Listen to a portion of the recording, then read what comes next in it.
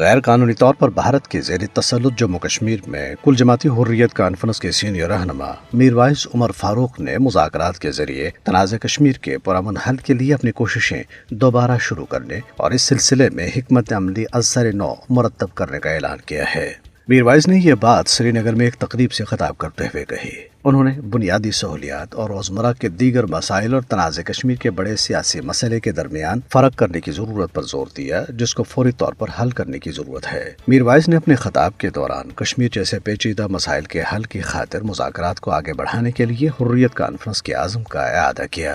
بھارتی فوج نے راجوری اور پونچھ اضلاع میں محاصرے اور تلاشی کی کارروائیاں تیز کر دی ہیں۔ ان کارروائیوں کے دوران گھروں کی تلاشی لی جا رہی ہے، نوجوانوں کو گرفتار اور تشدد کا نشانہ بنایا جا رہا ہے، جبکہ لوگوں کی نگرانی کے لیے جدید آلات نصب کیے گئے ہیں اور فوجیوں کی گشت بڑھا دی گئی ہے۔